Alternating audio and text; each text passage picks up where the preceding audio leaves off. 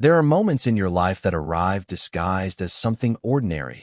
A Tuesday night on a worn-out couch. The low murmur of a documentary you're not really watching filling the space between you.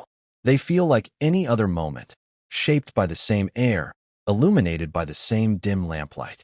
But later, in the quiet archive of your memory, you see them for what they were.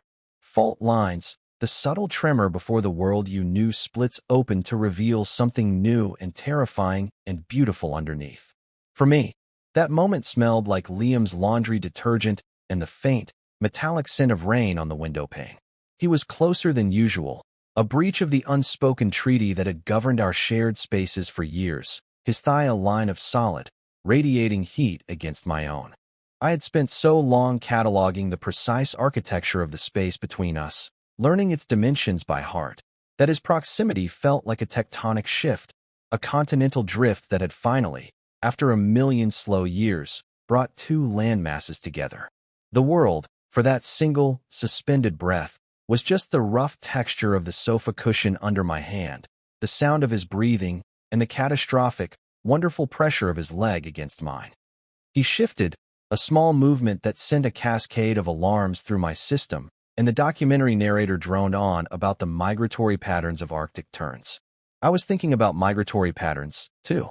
The way my thoughts always, inevitably, circled back to him. The way my eyes would find him in a crowded room, a magnetic north I couldn't ignore. Liam was my oldest friend, the bedrock of my life in a city that had otherwise felt transient and indifferent. We had met in our first year of university, two mismatched puzzle pieces assigned to the same cramped dormitory room. I was the quiet one, the photography student who saw the world in frames and apertures, who preferred the silent company of the darkroom to the boisterous energy of a party. He was studying software engineering, a world of elegant logic and binary certainties that seemed so at odds with his own personality, which was all bright colors and easy laughter. He was the kind of person who collected friends effortlessly, who could strike up a conversation with a statue and leave it feeling charmed.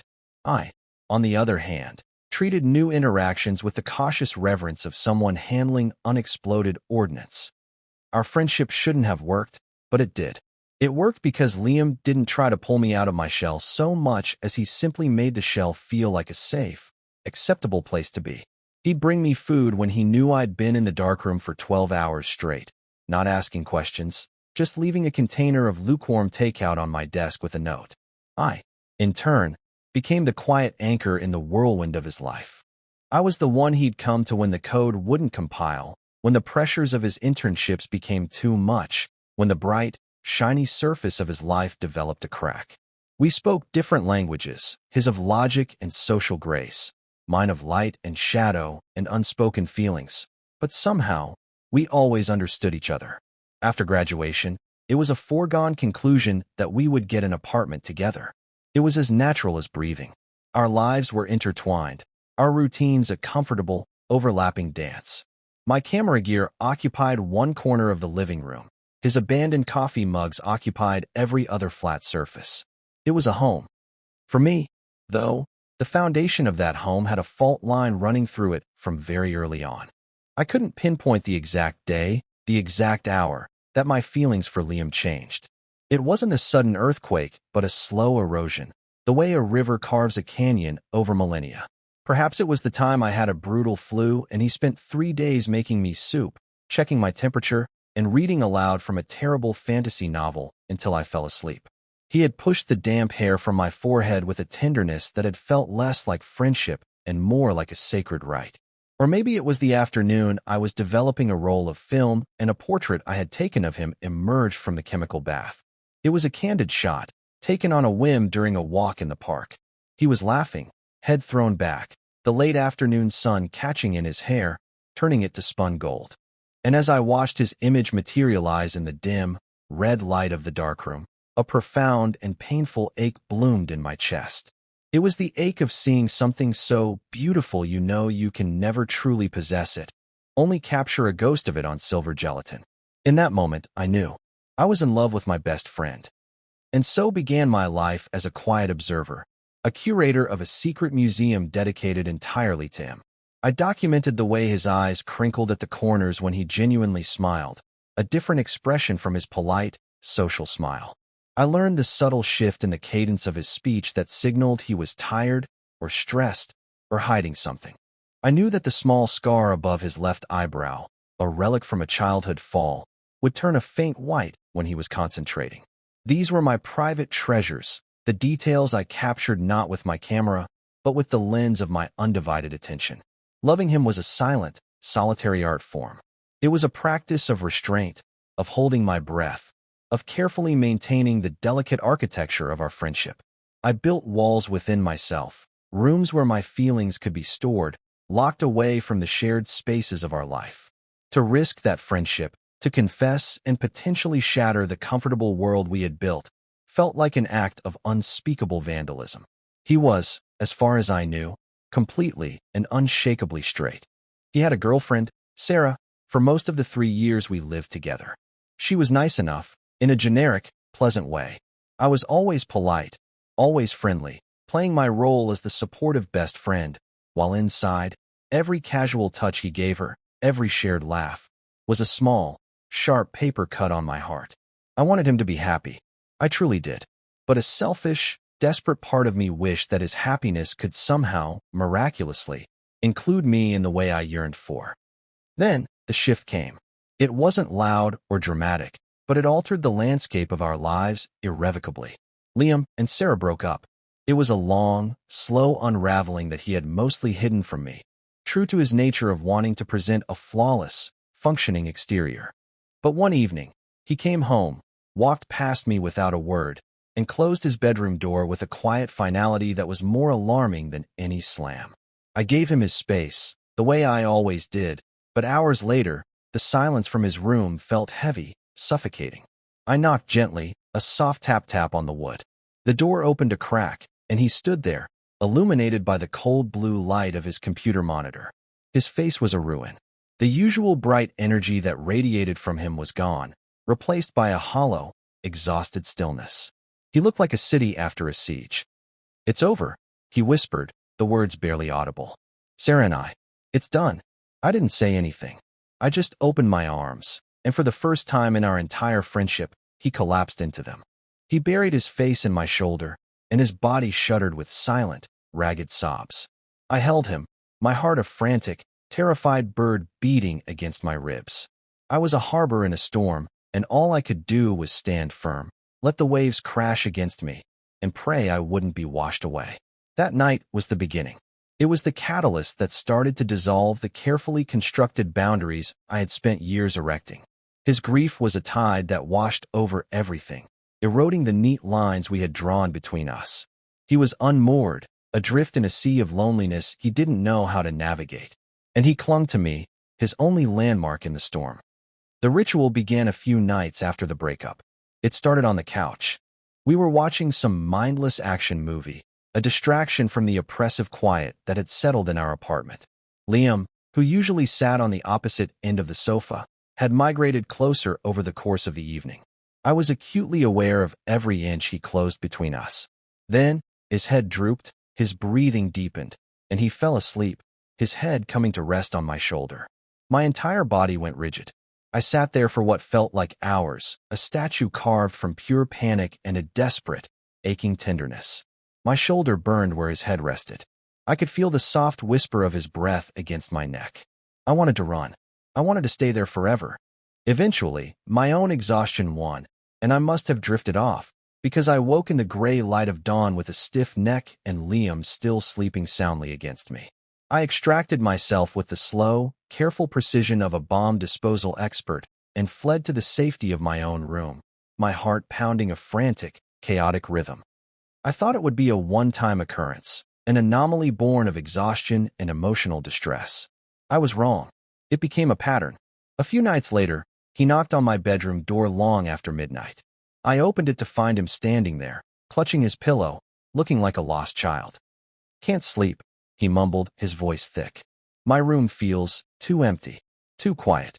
Do you mind if I just—" He gestured vaguely at the floor.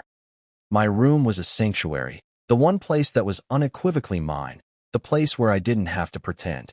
Letting him in felt like a violation of its sanctity, but looking at the raw loneliness in his eyes, I couldn't say no. "The floor is cold," I said, my voice betraying none of the turmoil inside me. "Just take the other side of the bed." It was a catastrophic offer. A foolish, reckless, monumentally stupid offer. But the words were out before I could stop them. He looked so relieved it was like watching a great weight lift from his shoulders. He slipped into the bed, keeping a careful, respectful distance, turning his back to me. But the simple fact of his presence in my bed was an overwhelming, deafening roar in the silence of the room.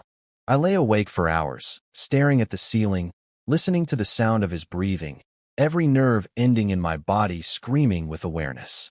I was in a darkroom again, watching an image develop, not knowing if it would be a masterpiece or a chemical burn that would ruin the paper forever. This became our new normal. The pretext of the floor was quickly abandoned. Most nights, he would appear at my door, a silent question in his eyes, and I would simply move over, making space for him. He always started on his side, a rigid line of courtesy between us. But in sleep, the boundaries would dissolve. He was a restless sleeper, and his restlessness always seemed to move him in one direction, towards me. I would wake in the middle of the night to find an arm thrown across my chest, or his leg tangled with mine. More often than not, I'd wake to find him pressed against my back, his front flush against me, his arm wrapped around my waist, his face buried in the space between my shoulder blades. His breath would be a warm, steady puff against my skin. Each time this happened, my first conscious thought was a jolt of pure, unadulterated panic. My body would lock up, my breathing would stop.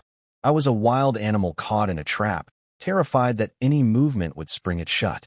But then, as the seconds ticked by, a second wave would wash over me. A profound, illicit, and deeply soothing sense of peace. The warmth of his body was an anchor. The steady weight of his arm around me was a shield. In these stolen, nocturnal moments, I could pretend. I could allow myself to believe that this wasn't an accident of sleep, but a choice. That this was a real embrace, not just the random collision of two lonely bodies in the dark. I would lie there, motionless, for as long as I could, soaking in the feeling, memorizing the pressure of his hand on my hip, the scent of his hair, the rhythm of his sleeping heart. It was a slow, sweet poison. It was feeding a hunger that I knew would only grow more ravenous. I was living a half-life, a dream life, in the hours between midnight and dawn. During the day, we would revert to our old roles. We'd make coffee, talk about work, joke around. We never, ever mentioned the nights. It was a silent, unspoken agreement. A shared secret that we were both pretending didn't exist. But it was there, a low hum of electricity beneath the surface of our every interaction. The space between us was no longer empty. It was charged with unspoken possibilities, with the memory of touch. I became a master of interpretation, a scholar of ambiguity. Every gesture was a text to be analyzed. When his hand brushed mine as we reached for the same coffee pot, was it an accident? When he held my gaze for a second too long across the dinner table, what did it mean? I was driving myself mad, caught in a feedback loop of hope and despair.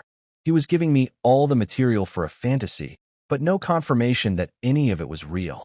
He was using me for comfort, I'd tell myself. I was a placeholder, a warm body to ward off the ghosts of his failed relationship. Then, I'd wake up with his arms wrapped around me, his sleeping face so peaceful and close to mine, and the hope would surge back, fierce and undeniable. He was healing, I reasoned, and this was part of the process. I was a bandage, a splint, and my role was to be patient, to be still, and to not expect anything for myself. It was the only way to survive it, the only way to keep my heart from breaking entirely. My photography suffered. I found I couldn't look through the lens with the same dispassionate eye. Everything seemed freighted with a new, painful significance. A shot of an empty doorway felt like a treatise on loneliness. The way light fell across an unmade bed was a poem about absence and longing.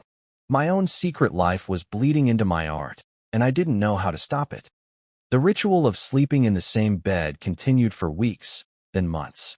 It became so routine that the nights he didn't come to my room were the ones that felt strange, leaving me with a phantom sense of loss, the indentation on the mattress beside me a cold, hollow space.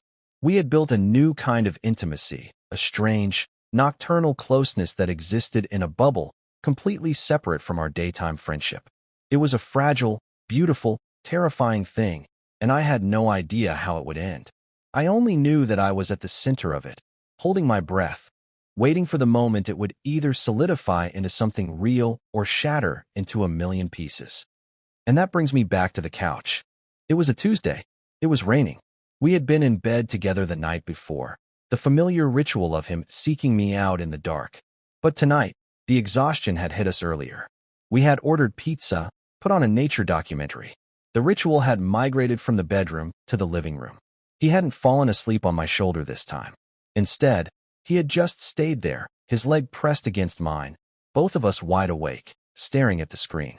The silence between us was different.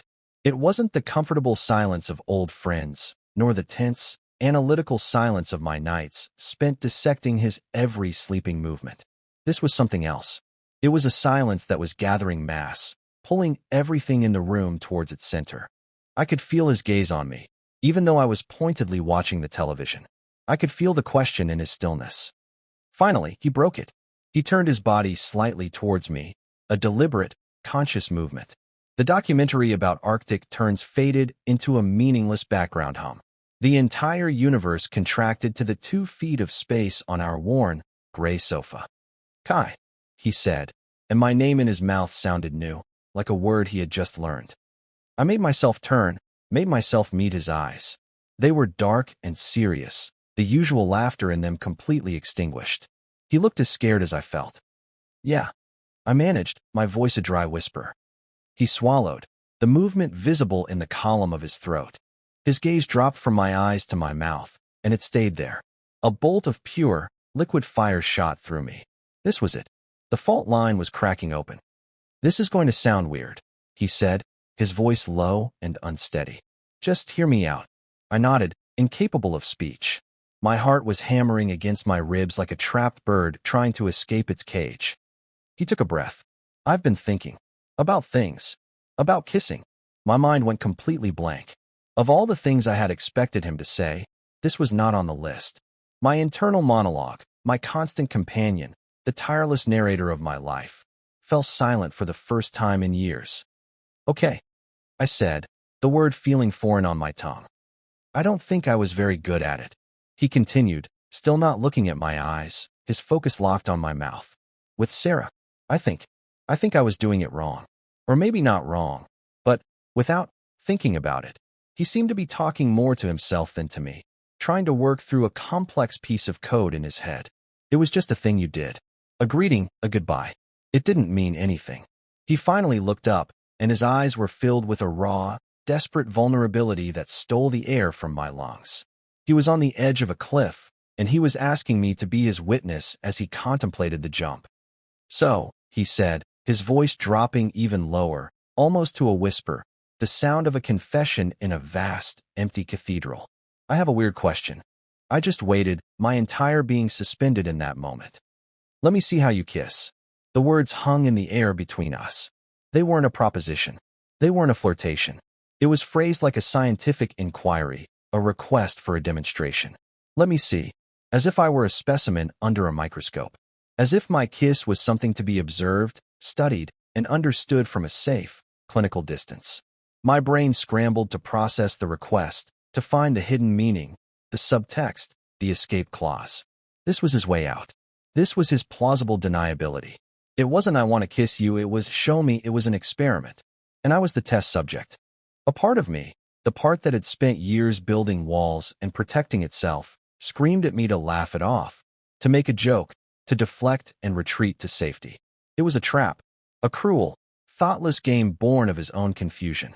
But the other part of me, the part that had lain awake for countless nights with his arms around me, the part that had memorized the shape of his sleeping face, saw the terror in his eyes. This wasn't cruelty. This was fear. This was the only way he knew how to ask.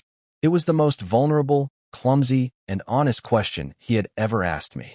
He was giving me all the power. The power to say no, to shut it down, to pretend he'd never asked. And the power to say yes. I didn't say yes. I didn't say anything. I simply closed the small distance between us. It was a movement of only a few inches, but it felt like crossing an ocean. I watched his eyes widen slightly as I drew closer, a flicker of panic, and then something else. Acceptance. Relief.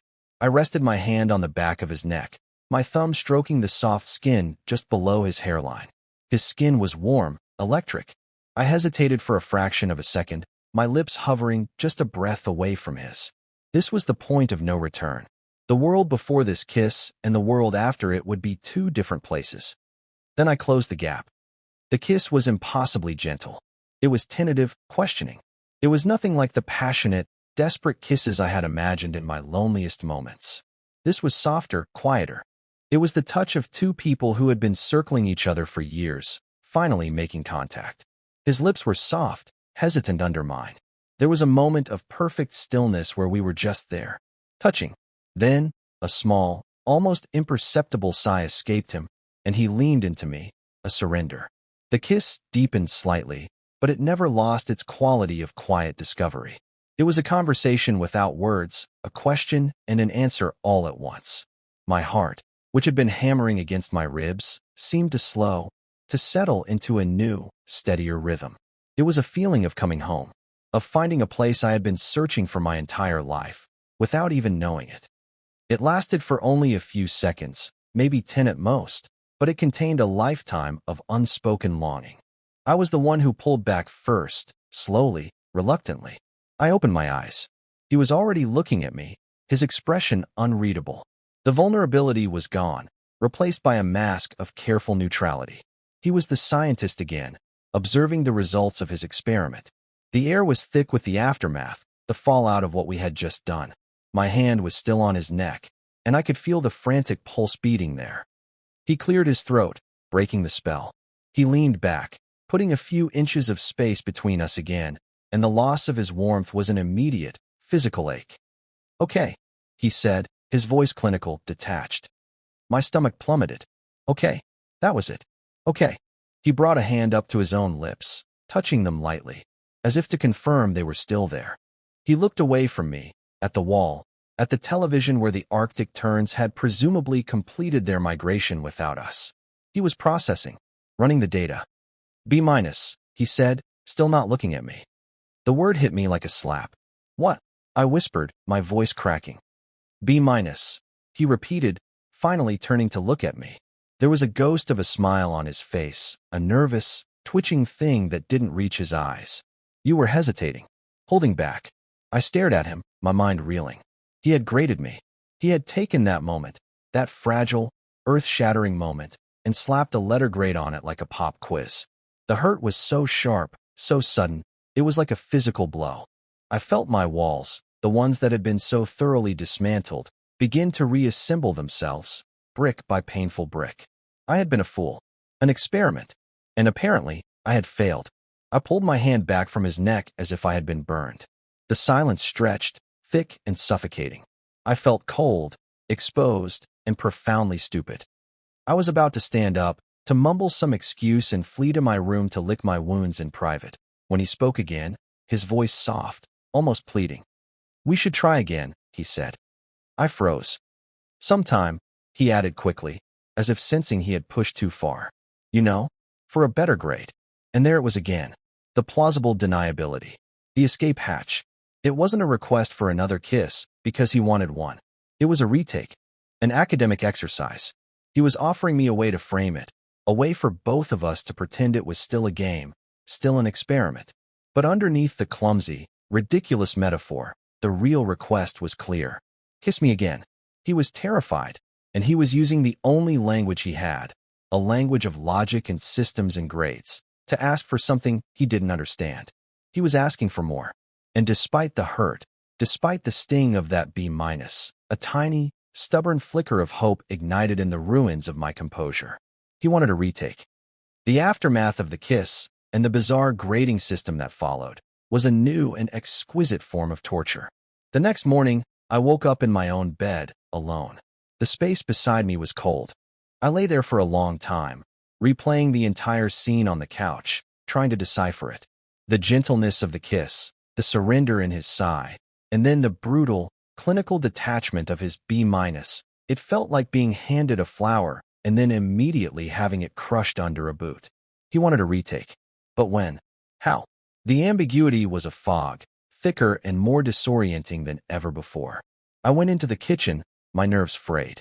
Liam was already there, making coffee, humming a cheerful, off-key tune. He looked up as I entered and gave me his brightest, most uncomplicated smile. "Morning, Kai," he said, as if it were any other Wednesday. "Coffee's almost ready." There was no trace of the previous night in his demeanor. No awkwardness, no lingering tension in his eyes. It was as if the kiss, the grating, the request for a retake had all been a strange, vivid dream that only I remembered. He was acting perfectly, flawlessly normal, and it was the cruelest thing he could have done.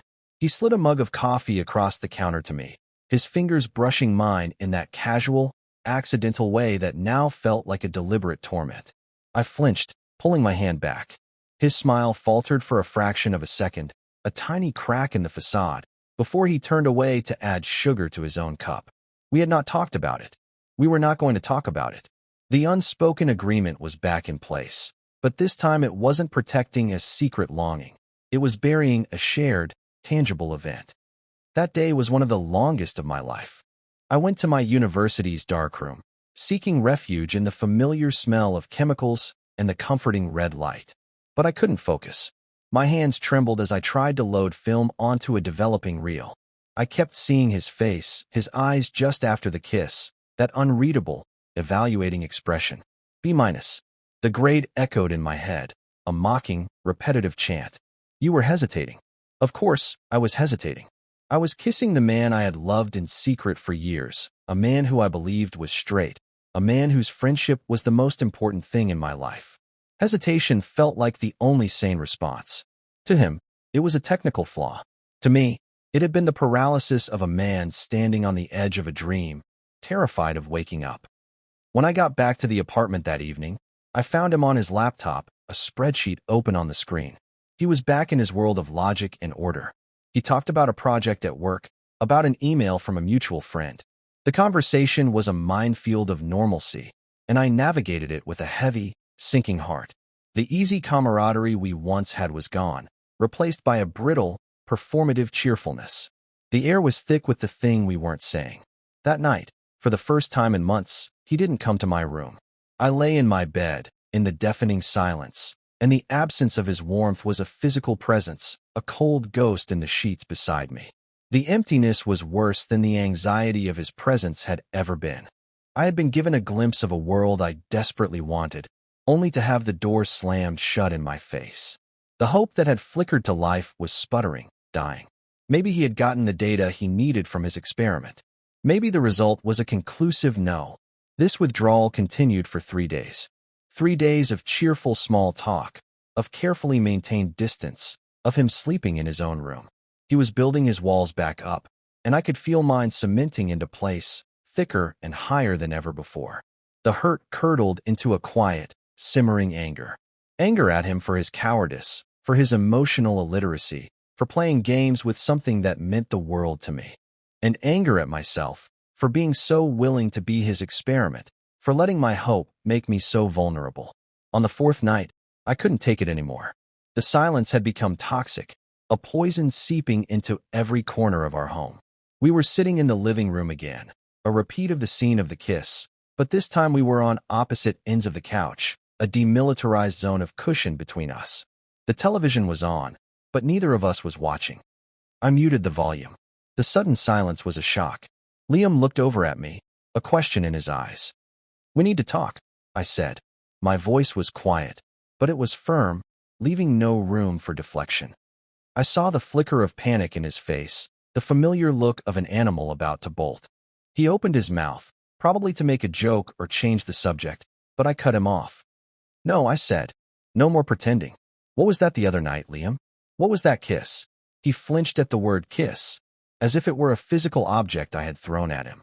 He looked away, staring at the blank television screen. "It was nothing," he mumbled. "It was stupid. I was tired. Forget about it. Forget about it." My voice rose, edged with a disbelief that was quickly turning into fury. "You kiss me, you grade me, you ask for a retake, and then you want me to just forget about it? What the hell is wrong with you?"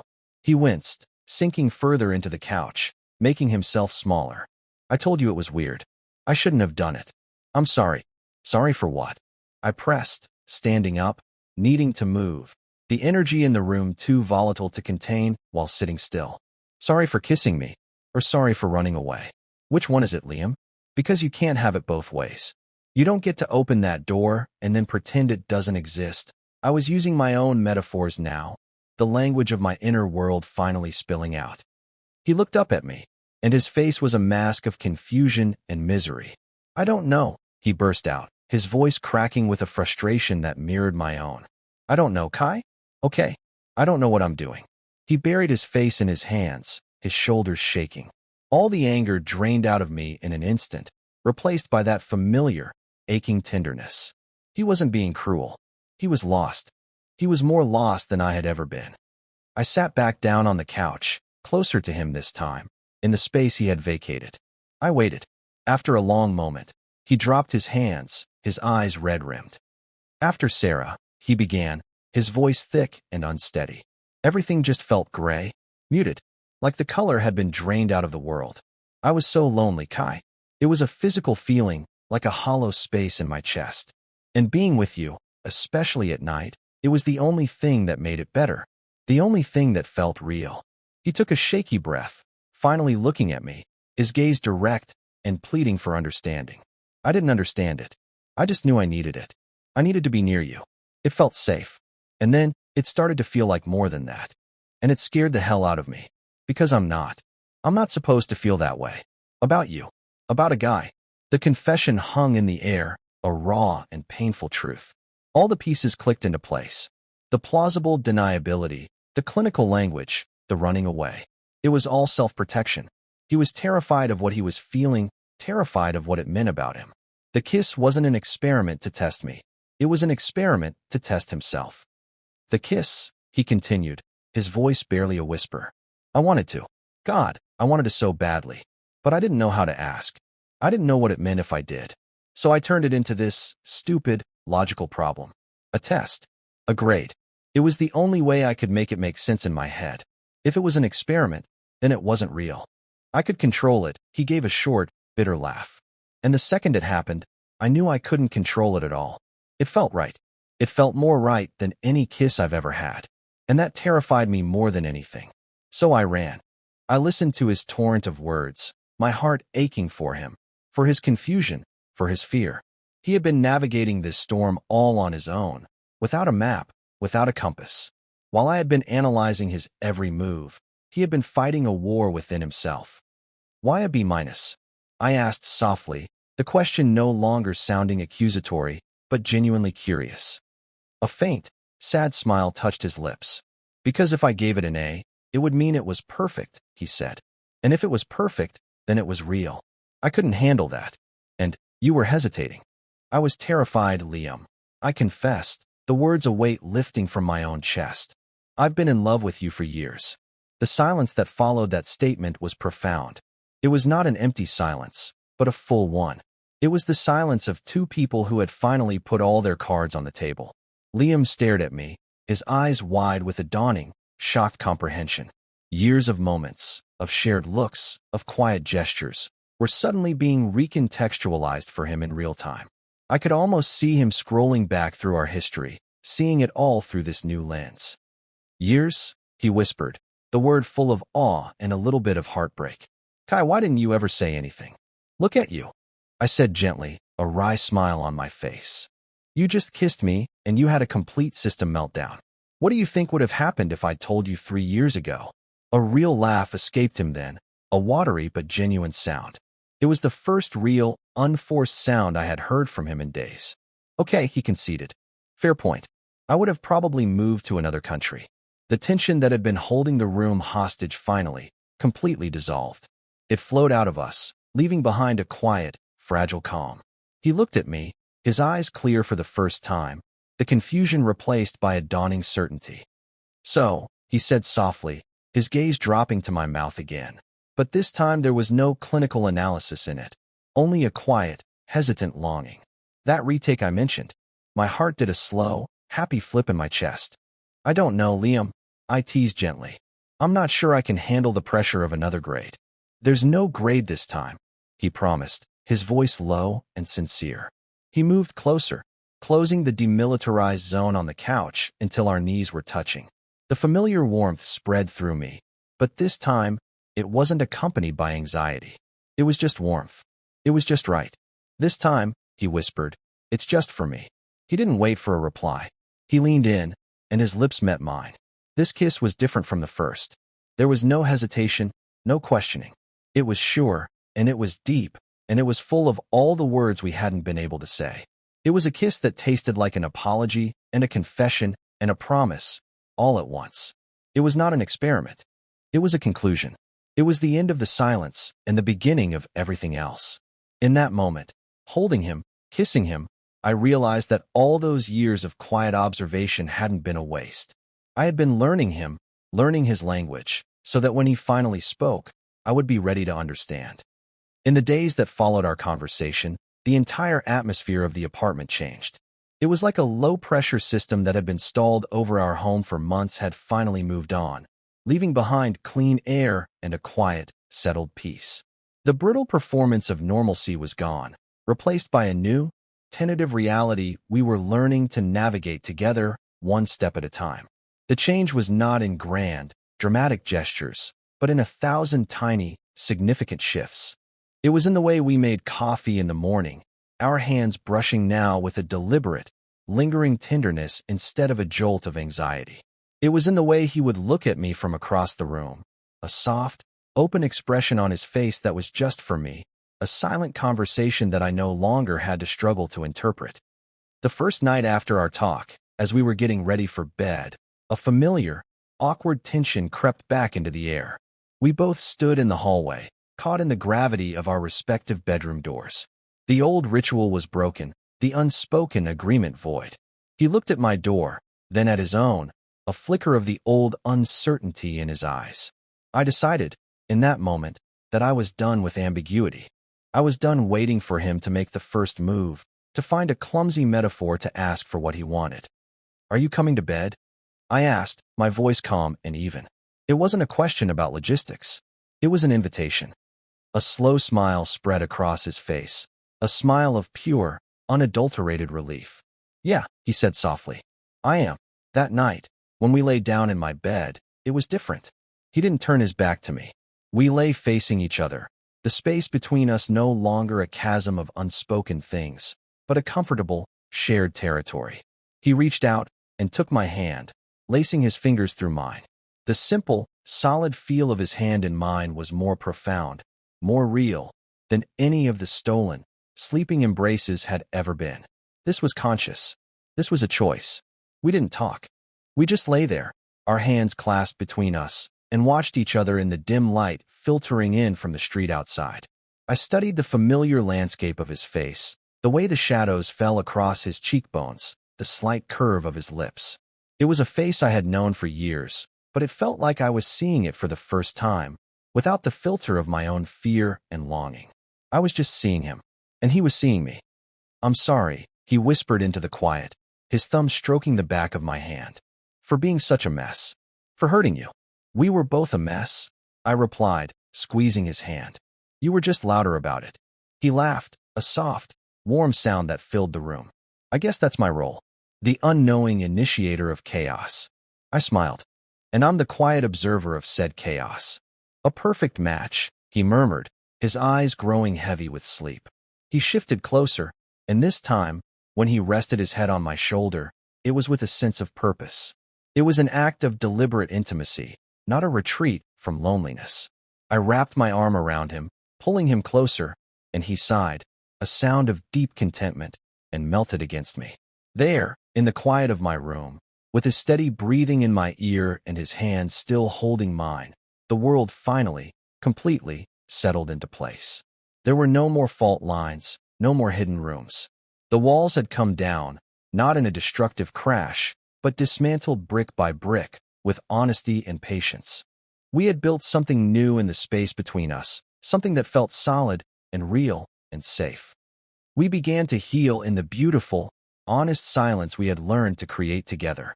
The journey wasn't about the drama of a single kiss or the solving of a single mystery.